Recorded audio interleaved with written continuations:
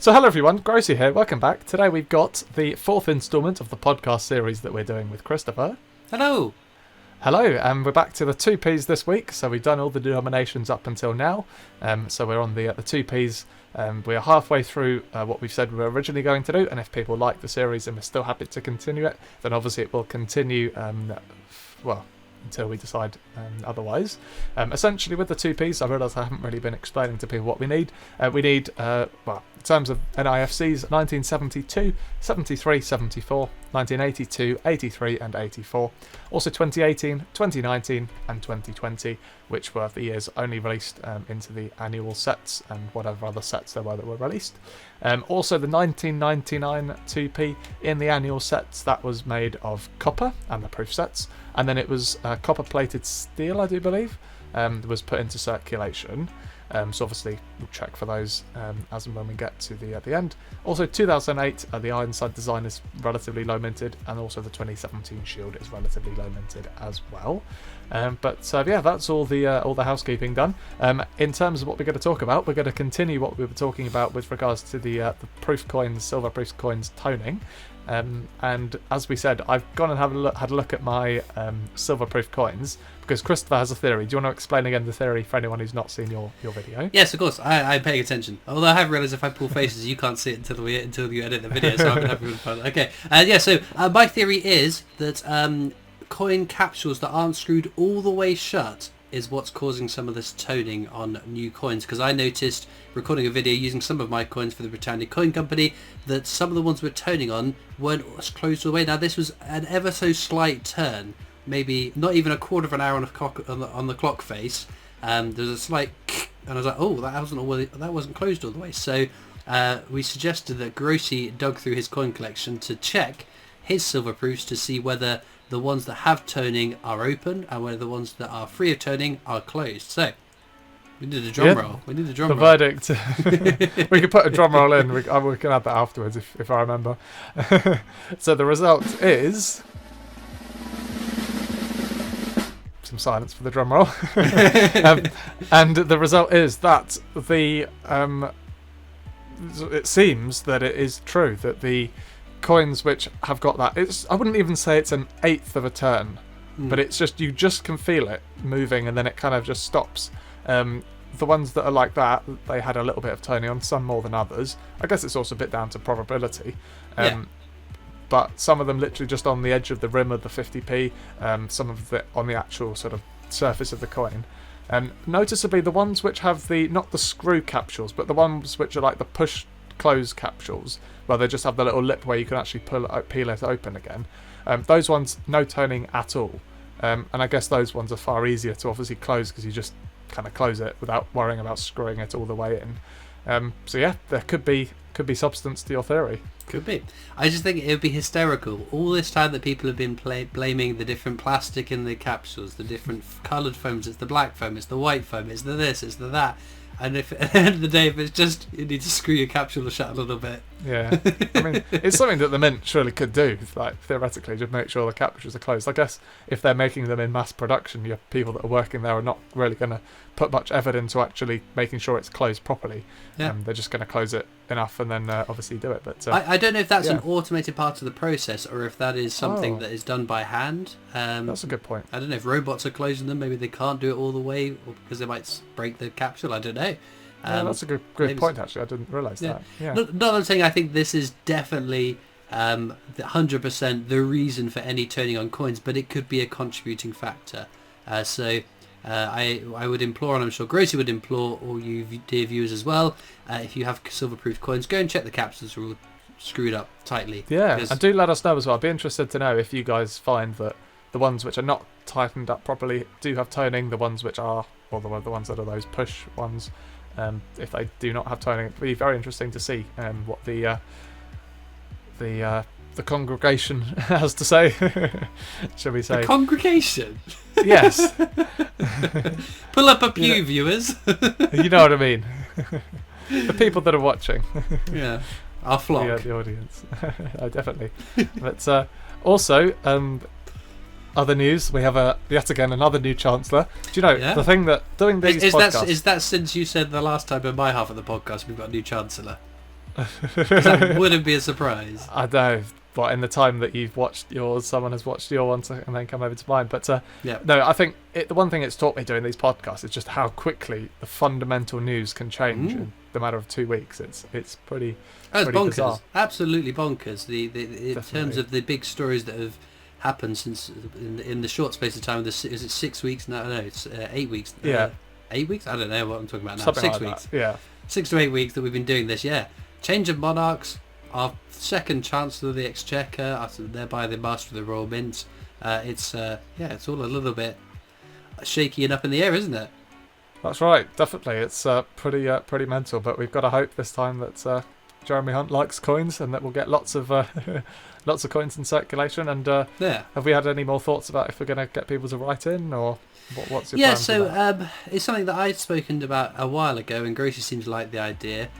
It would seem that the Master of the Mint, and that office is held by the Chancellor of the Exchequer, does have some sway over what coins get put into circulation. So I felt that there could be a concerted effort to contact the Chancellor of the Exchequer and implore them on the behalf of coin collectors. So Grosey, you viewers as well, would all send we could draft up some sort of pre-planned letter for those that don't have to write up their own letter and send it in. But I just think maybe we should hold our breath on this one as well a little bit, Grosey. We don't want to get too political. We don't want to get political because that's too divisive. But definitely. Yeah. I think that the government is on shaky ground. So I just think if we're going to make this big combined effort to petition for more coins in circulation, let's wait until we've got someone that might be there for more than 5 minutes. No, definitely. But as I said, I think it's a good idea. As I said, at some point we will come up with something. But I think again it'd be very good for people to get behind it. But hopefully, with the coronation one being circulated, well, I think that's just, I don't know what people are calling it. I'm calling it the coronation coin. No, it's the memorial. The memorial coin. That's it, with the coronation design. Right, I see. Yeah. Not the coronation of Charles, but the memorial of the coronation of Elizabeth, obviously. I think hopefully that will get them into the habit of circulating coins. We've had 3 if we don't get 4 if we get Alan Turing coins commemorated and circulated this year. I mean, that'd be very interesting to see what happens with that. Now, something I read on the news today as well, and again, I don't want to get too divisive over this, but I do think it's something that's interesting to talk about, is suppose in October, in a year's time, Scotland was to decide to leave the UK.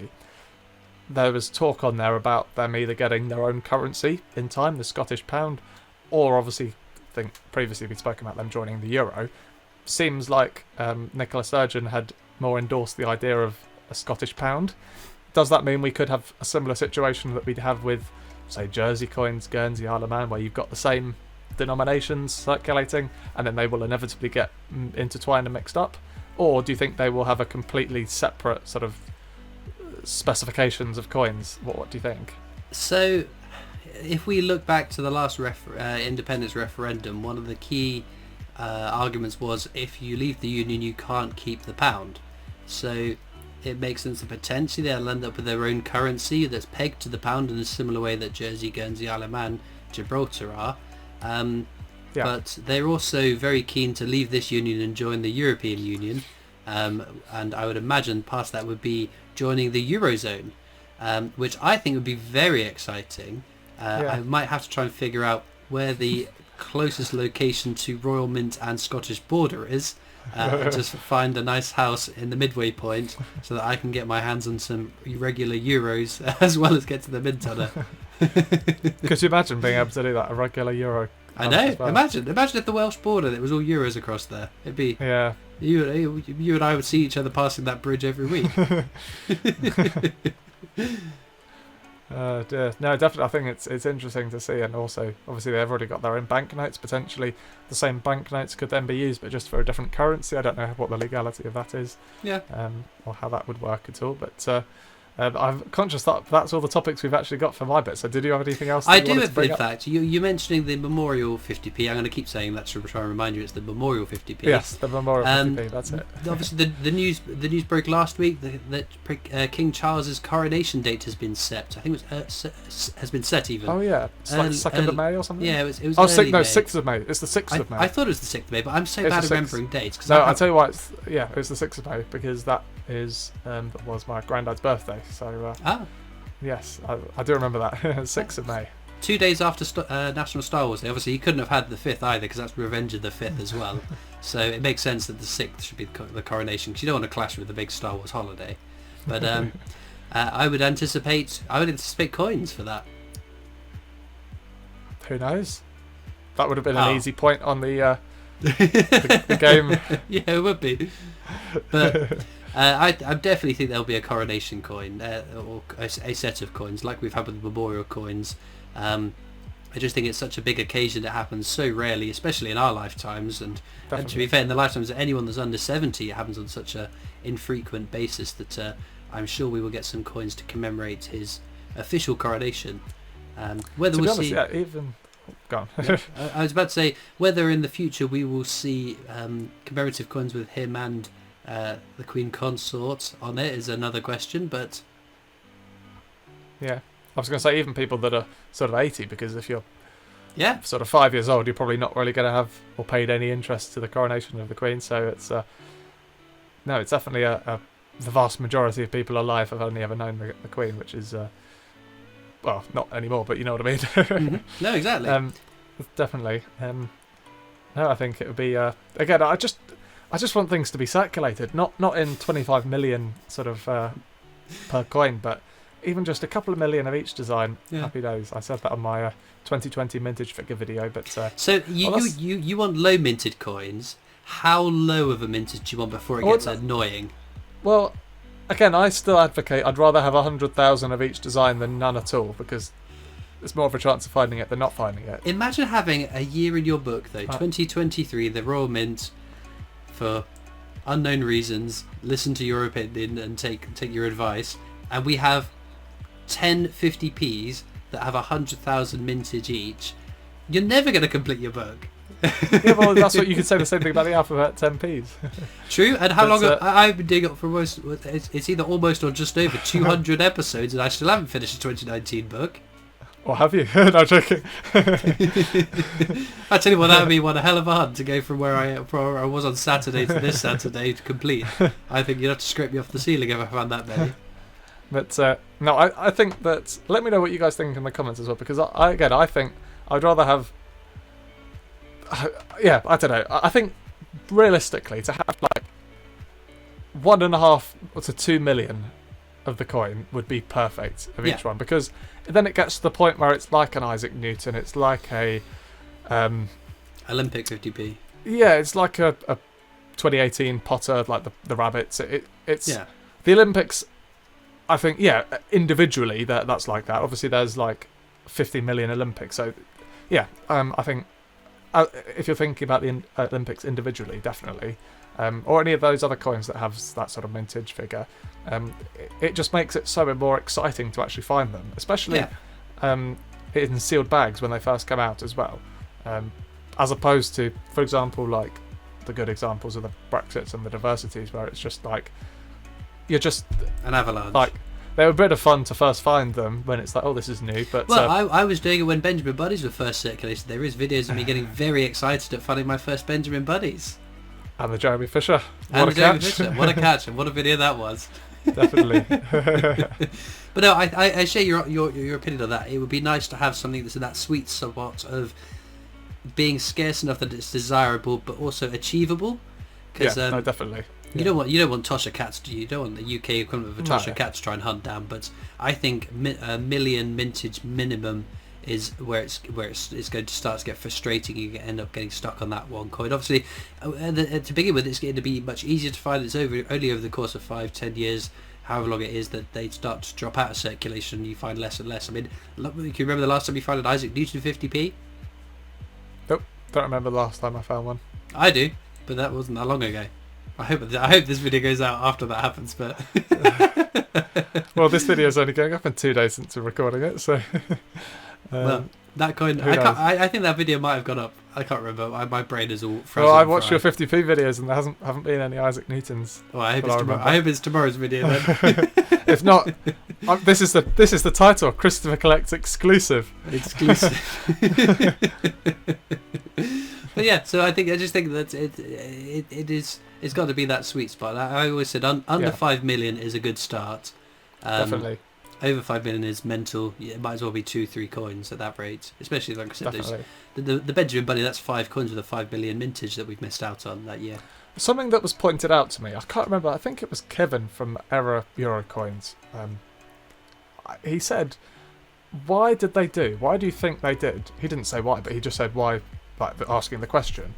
Why would they do more Benjamin Bunnies than Peter Rabbits when this whole series is based on Peter Rabbit? Any theories for that? Potentially, the thing off the top of my head, potentially knowing that they want Peter Rabbits in every single year, and this would be the only year Benjamin Bunny's in. Maybe whoever it is that was in control of setting the limits liked Benjamin Bunny more than the other characters. Yeah. Or maybe they just, like me, had never... Well, no, I have actually. I did used to watch Peter Rabbit a little bit, but surprisingly... Is that his Eastern European version, Peter Rabbit? Peter. You said Peter really weirdly. I think it's because I was scratching my nose at the time. You'll see on the video. Oh, I look forward to it. Anyway, we have rambled on for plenty of time. Yeah. Go and check out Christopher's part of this video if you've not done already. Thank you. Let's get back to the other 2Ps that I found.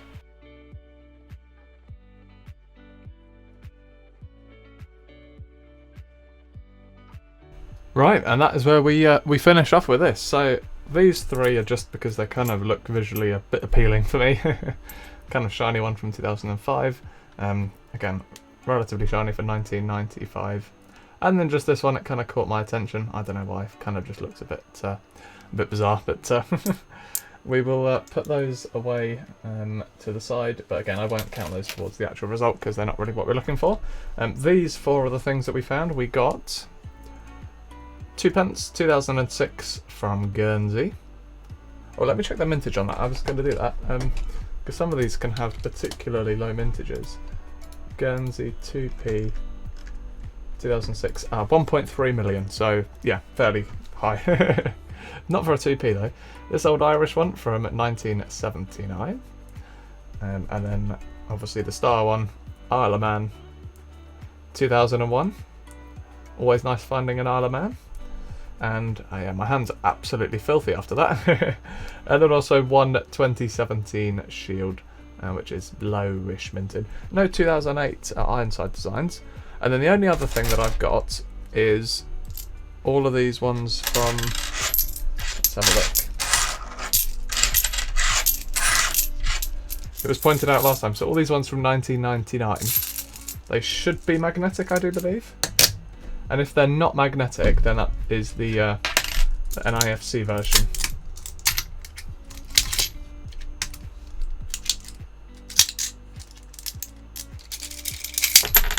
So by the look of it, those are all magnetic. I guess the thing to do is to lay them out flat like this. And then just go over, and it should pick the ones up. But in theory, they should all be picked up. Obviously when there's too many on there.